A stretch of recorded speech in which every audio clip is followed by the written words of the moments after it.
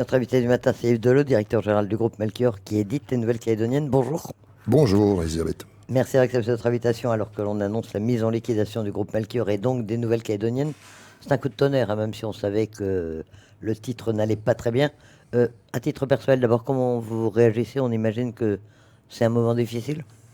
Oui, parce que j'étais venu il y a 5 ans reprendre la direction des Nouvelles Calédoniennes pour les sortir effectivement du déficit dans lequel elles étaient déjà, puisque depuis la constitution du groupe Melchior il y a 9 ans, il n'a cessé de perdre de l'argent. Mais on n'a jamais réussi, je dirais, malgré des restructurations, des plans de départ, excusez-moi, des plans de départ, on n'a jamais réussi à effectivement à juguler les pertes et donc on est arrivé, je dirais, il y a quelques jours à la conclusion que nous devions cesser de creuser les pertes. Alors voilà, il y a quelques jours, parce que tout le monde a été un peu surpris par la brutalité de l'annonce, un communiqué vendredi matin qui indique que le groupe Melchior demande sa mise en liquidation. Vous étiez obligé de faire les choses très vite, hein.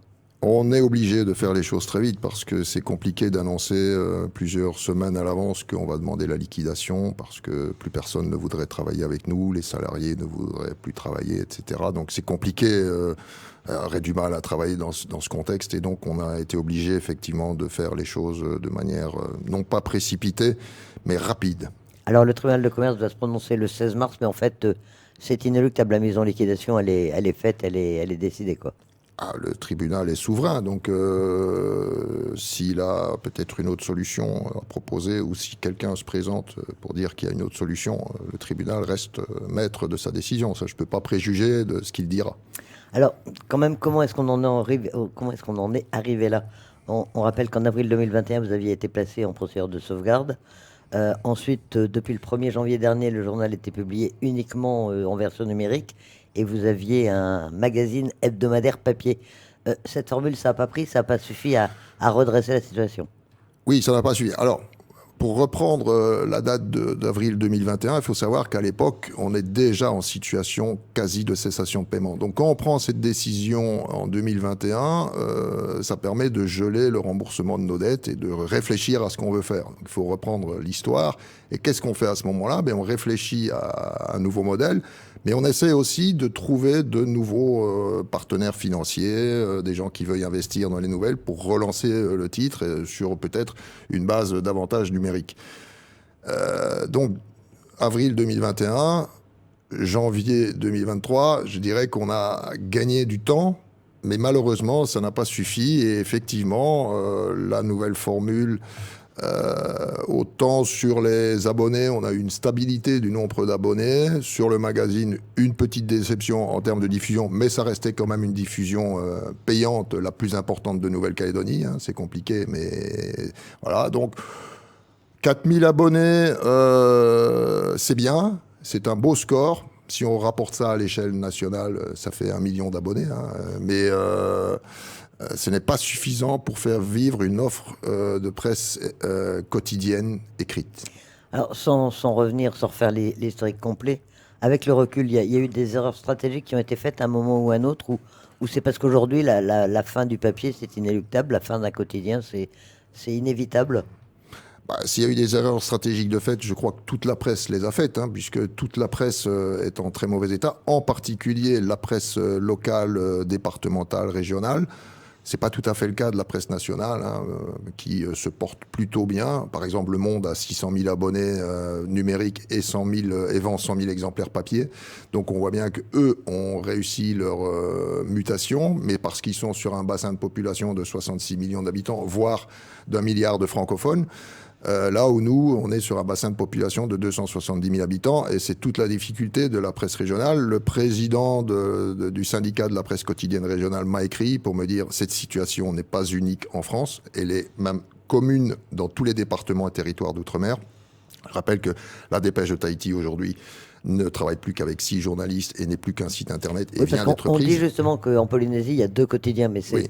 c'est pas véritablement le cas. Bah, il y a un quotidien Tahiti Info qui doit diffuser 1 ou 2 000 exemplaires et il y a quelqu'un qui a repris courageusement, je dirais, le titre La Dépêche que j'ai eu au téléphone hier et qui effectivement fait travailler 6 journalistes mais perd beaucoup d'argent. Et je ne sais pas combien de temps il va pouvoir perdre cet argent. Alors, est-ce que vous avez demandé, est-ce que vous avez eu une aide de la part de l'État ou localement de la part des institutions? Est-ce qu'il y a des investisseurs locaux qui ont été tentés de vous sauver, de faire quelque chose, d'intervenir? Ou est-ce que ça s'est fait un peu dans, entre guillemets, l'indifférence générale ou l'impossibilité en tout cas de venir à votre aide? Il y a beaucoup de gens qui me disent il faut pas que ça s'arrête, c'est dommage, etc. On va faire quelque chose. Bon, on attend. Chez les politiques, l'État, je dirais, a fait ce qu'il fait pour l'ensemble de la presse. Donc, on était inscrit dans un dispositif qui est l'aide pérenne au titre d'outre-mer. Donc, on avait notre quote-part de cette aide, qui allait peut-être nous être supprimée d'ailleurs cette année, puisqu'on n'était plus papier. Donc l'État, d'une part, demande à la presse d'avoir un impact environnemental moins fort, mais dès que quelqu'un arrête de faire du papier et de faire tourner des camions toutes les nuits pour distribuer le journal, on le pénalise. Donc l'État n'est parfois pas tout à fait cohérent dans ses politiques. Donc ça, c'est un signal aussi que l'État nous a envoyé, c'est que la seule subvention dont on bénéficiait allait vraisemblestablement être divisée par 10 cette année. Donc c'était quelque chose qui a pesé aussi dans la balance, puisqu'on avait établi un budget sur cette base-là. Et puis je dirais que les politiques locaux... en fait, en démocratie saine, il ne faut surtout pas que les journaux soient financés par les politiques locaux. Mais ce que l'on attend des politiques, c'est qu'ils ne créent pas, par du sursubventionnement, des distorsions de concurrence avec d'autres médias. Et là, il y en a eu. Vous estimez qu'il y en a eu des distorsions? Il y en a, il y en aura, effectivement. C'est un choix de société, c'est un choix de modèle de société de subventionner tous les organes de presse Alors, et d'information. quelles conséquences aujourd'hui en termes de personnel? La disparition des Nouvelles-Calédoniennes, du gratuit, des IRN, ça fait combien de personnes concernées au total? C'est 120 salariés. Donc je rappelle que Énergie continue d'émettre, puisque c'est une société qui équilibre ses comptes, donc qui continuera d'émettre.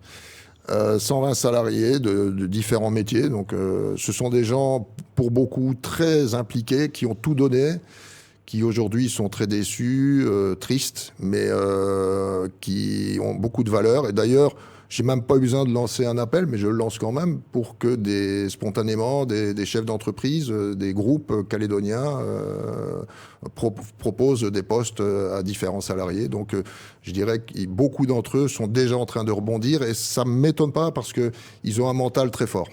Oui, qu'est-ce qu'il y a prévu? Il y en a qui ont été reclassés, il y en a, c'était un peu prévu cette situation, il y en a qui vont partir à la retraite, on imagine. Globalement, au chômage vraiment, et dans quel corps de métier, puisque vous recouvriez quand même un certain nombre d'activités, quoi.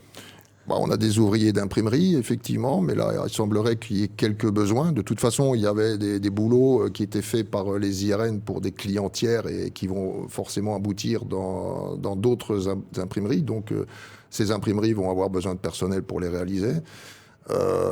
Il y a des journalistes nombreux. Alors ça, effectivement, en Nouvelle-Calédonie, il n'y aura peut-être pas la place pour 25 ou 30 journalistes, mais certains vont se recaser dans d'autres secteurs. Il y en a peut-être qui en ont assez du journalisme. Bon. Voilà. Puis il y a tous les métiers support, comptable, etc. Là, je ne suis pas inquiet parce qu'il y a déjà des propositions sur ces métiers-là. Il y a déjà des propositions. Et de toute façon, tout a été prévu pour les indemnités de départ, de licenciement de la plupart du personnel? Oui, parce que si nous avons pris cette décision, c'est pour faire en sorte de ne plus creuser le déficit. Alors, comme on était en sauvegarde, on avait l'obligation de présenter un budget conforme au plan de sauvegarde. Et dans ce budget, on n'avait pas prévu de perdre de l'argent. Et donc, à partir du moment où on creusait le déficit et on faisait de nouvelles dettes, on se mettait quelque part hors la loi. Et donc, c'est aussi ça qui a provoqué la prise de décision rapide. C'est qu'il y avait un vrai risque pour les dirigeants de l'entreprise de se mettre hors la loi. Et pour l'entreprise en elle-même. Donc voilà pourquoi on a pris cette décision. Et depuis vendredi, quelles sont les réactions que vous avez enregistrées, aussi bien du personnel, de vos abonnés, du personnel politique peut-être en Nouvelle-Calédonie? Très peu de réactions des politiques, donc je n'ai pas eu beaucoup d'échos de réactions des politiques. Sur le personnel, il y a des gens qui sont en colère, évidemment, contre la direction, et je le comprends. Il y a des gens qui sont tristes, la plupart, et qui me l'ont fait savoir, mais qui ont estimé qu'on avait fait tout ce qu'on pouvait et qui étaient fiers de ce qu'on avait fait et qui finalement en retireront aussi des choses positives, parce que maintenant, j'aurais dit, vous savez maintenant ce qui marche et vous savez ce qui ne marche pas, parce que dans tout ce qu'on a fait, il y a plein de choses qui ont marché. Il y a quelques trucs qui n'ont pas marché, il a manqué de l'argent au final, mais il y avait quand même des nouvelles pistes qu'on a explorées et qui fonctionnaient. Donc il y a des gens aussi qui sont forts de ces expériences et qui vont en profiter dans le futur. Les témoignages aussi de vos abonnés, on imagine, enfin, on entend, c'est l'un des sujets dont les gens ont parlé ce week-end, la disparition des nouvelles, c'est quand même un événement. Alors oui, c'est sur les réseaux sociaux, lorsqu'on a annoncé le plan de sauvegarde, il y avait eu beaucoup de réactions de haine. Tant mieux, c'est bien fait, vous l'avez bien mérité, blablabla. On sortait de la période du Covid, donc il y avait peut-être des gens qui nous en voulaient d'avoir pris des positions fermes sur le Covid. Mais cette fois-ci, il y a beaucoup plus de tristesse, de compassion, de gens de bienveillance et de gens qui disent c'est triste, etc. Pour les salariés, c'est triste pour les fidèles lecteurs, c'est triste pour la démocratie, c'est triste pour l'information, pour le métier de journaliste. Enfin bref, j'ai vu très peu de gens qui se réjouissaient de la chose, ce qui n'a pas été le cas lorsqu'on avait annoncé qu'on avait des difficultés importantes. Alors maintenant, qu'est-ce qui va se passer? C'est quoi le calendrier?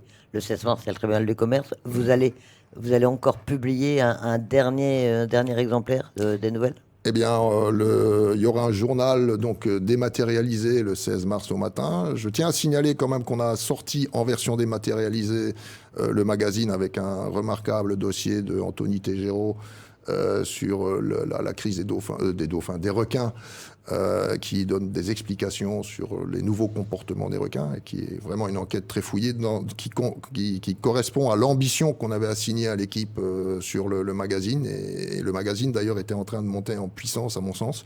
Mais malheureusement, il n'avait pas encore trouvé son public et ça devenait compliqué. Voilà. Après, donc, l'équipe de rédaction se fait fort et, je dirais, fera son baroud d'honneur, et elle va continuer à sortir le quotidien en version numérique jusqu'au jeudi 16 au matin.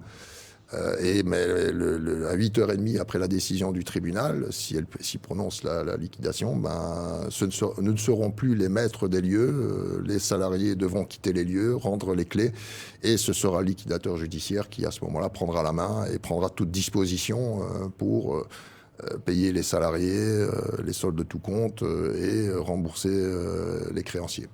Les perspectives, vous pensez qu'un nouveau quotidien pourra voir le jour en Nouvelle-Calédonie, ou que la période de la presse écrite est définitivement terminée, de la presse écrite quotidienne?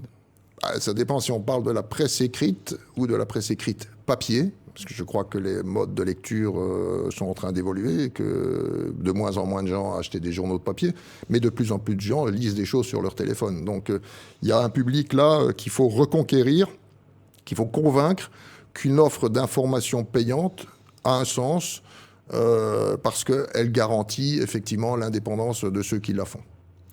Yves Delot, directeur général du groupe Melchior et des Nouvelles-Calédoniennes, merci d'avoir accepté notre invitation ce matin. Merci Elisabeth, c'était un plaisir.